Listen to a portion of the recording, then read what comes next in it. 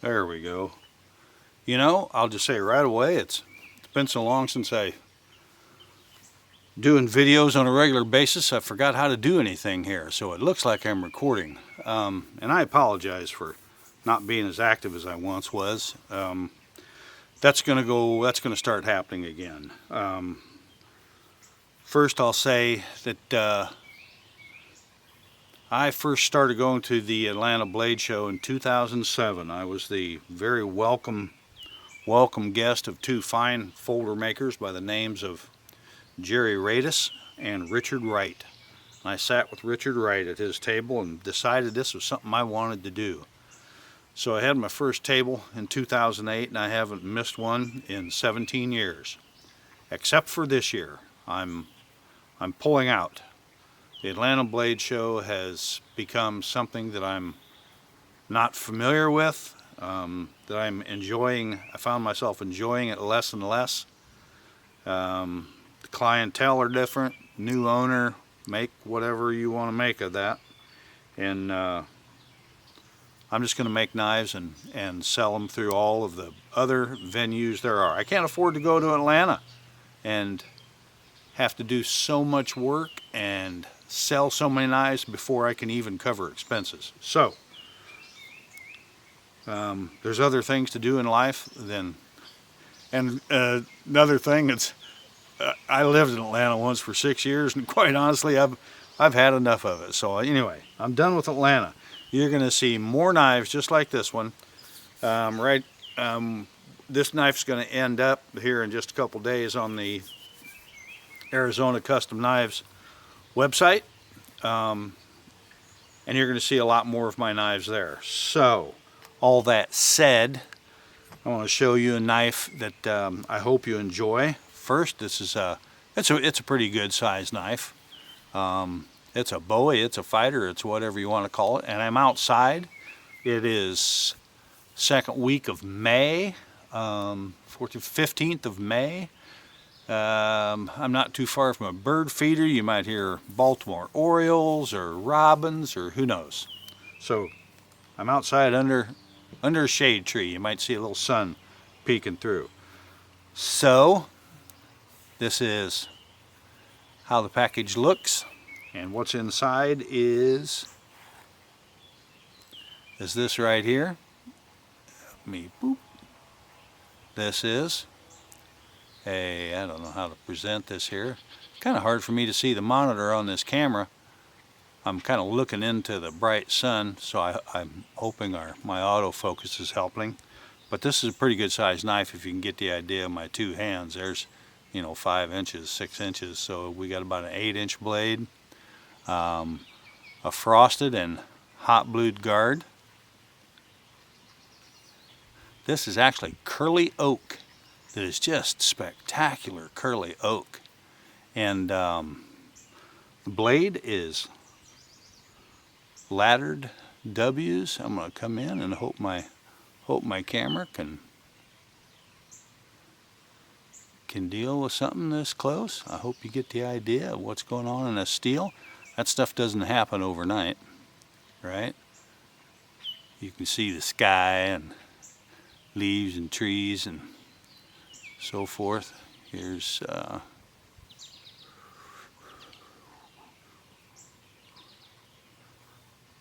false edge. Wonder if we can get dialed in on symmetry and straightness here.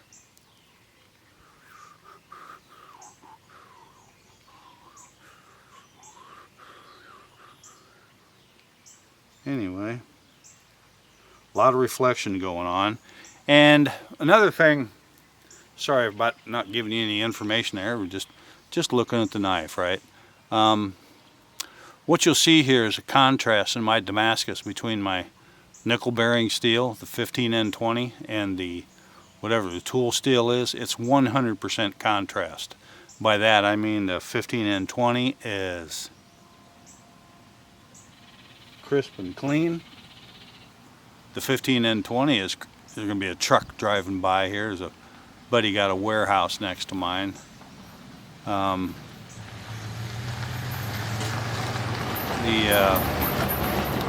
15N20 is crisp and sharp and 100% clean. The background is pure black, black, black. Okay? And it's even buffed and shiny.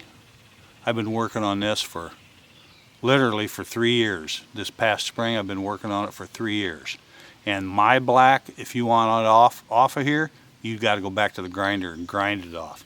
It's not coffee or what's this new gator piss or stuff like that.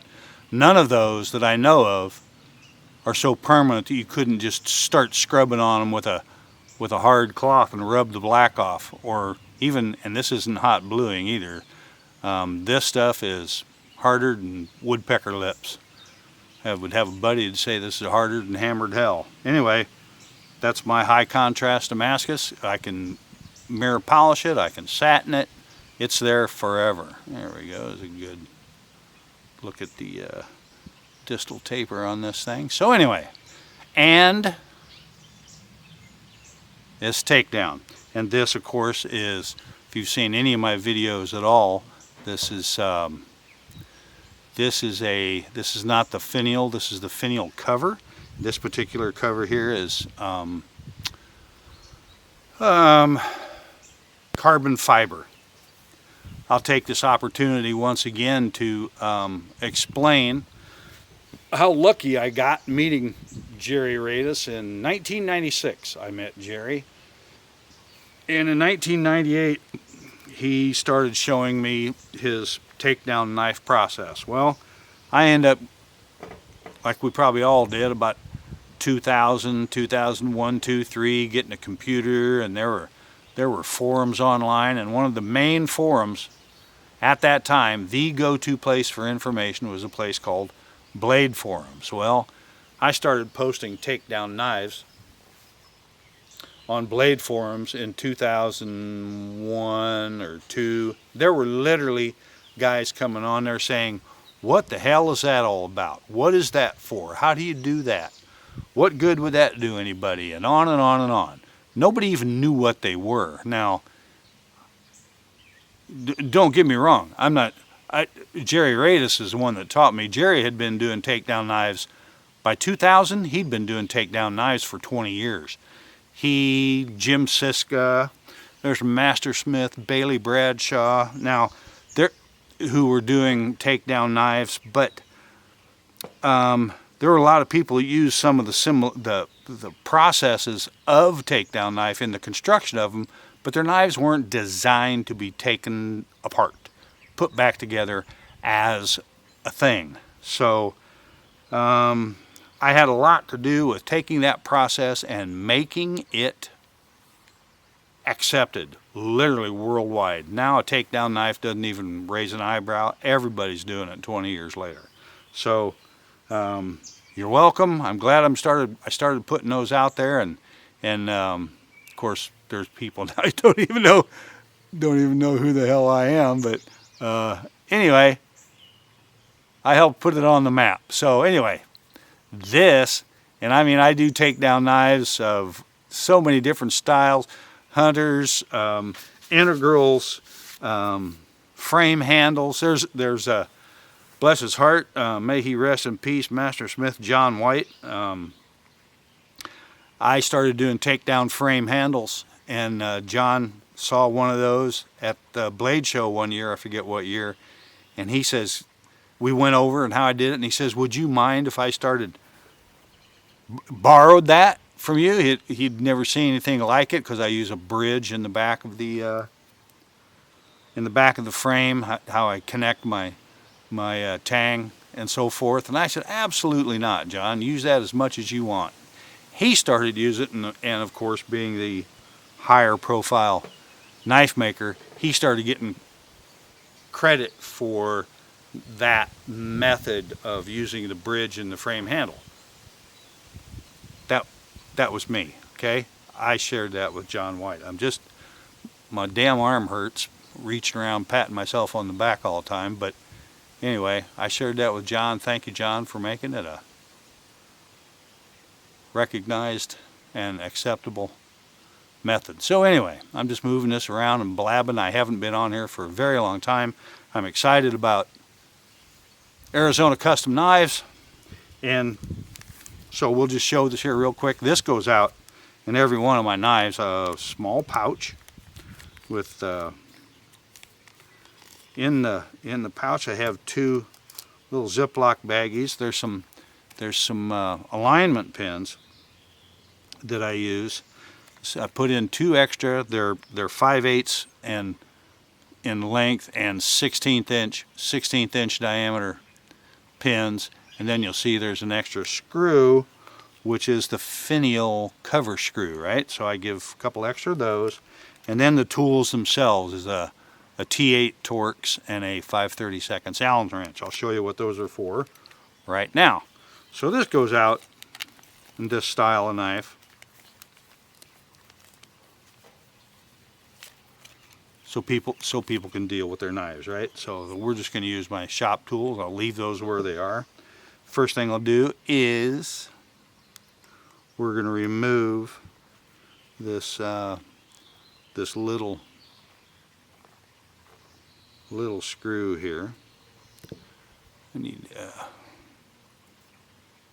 and then I'm going to pull, if you can see, this little plug out, which is a piece of carbon fiber, right?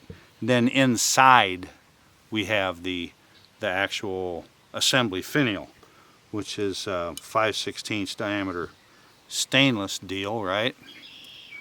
And we'll get it on up out of there.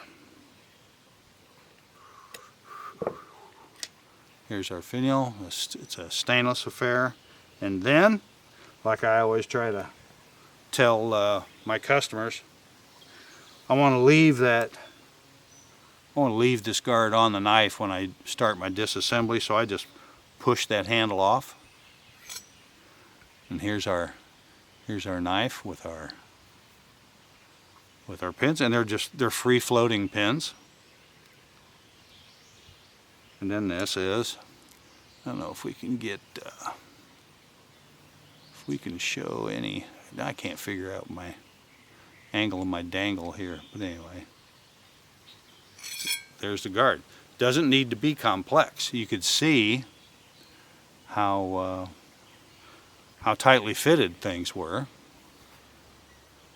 And I blast this with some real fine coal slag and then hot blue it. It's a steel guard. I call it frosted. I really like the satin subdued sort of finish it gives it. Here's our tang on our knife.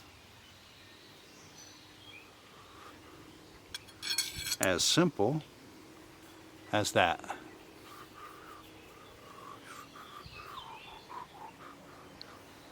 I don't know if we can. A lot of reflection makes things hard. Anyway, that's about all there is to it. Takedown knife.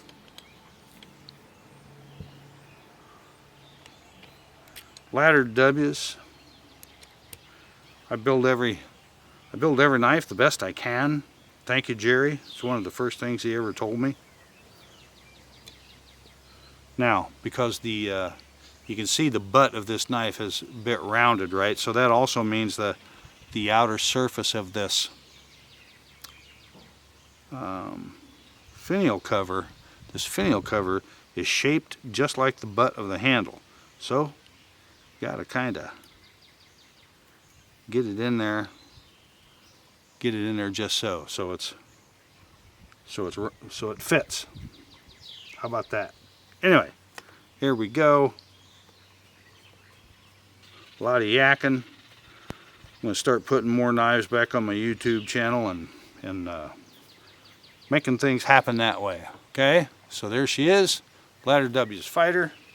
For those of you that are going to the blade show, have a good one, and I'll see you all down the road. Play with sharp stuff. And I do classes on this, you guys. I do classes on from beginning to end on knife assembly and how it works. So give me a buzz.